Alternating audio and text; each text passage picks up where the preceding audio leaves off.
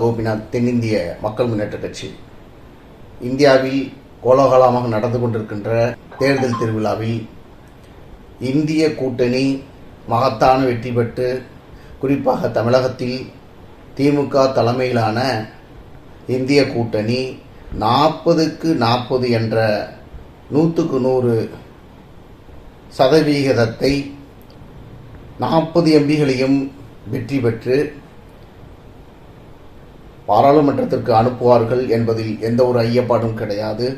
இந்திய முழுக்க மதவாத சக்திகளையும் தேசிய ஒருமைப்பாட்டை நிலைநிறுத்த முடியாத மதம் பிடித்த அரசை, மத அரசியலை ஊக்குவிக்கின்ற அரசை 10 வருடத்திற்கு மேலாக மக்கள் வாய்ப்பை கொடுத்தது போதும் என்று நினைத்து கொண்டிருக்கின்ற இந்த சூழலில் காங்கிரஸ் தலைமையிலான இந்திய கூட்டணி மறுபடியும் வெற்றி வாகை சூடி இந்த நாட்டை சுபிட்சம் பெற வைப்பார்கள் என்பதில் எந்த ஒரு ஐயப்பாடும் கிடையாது.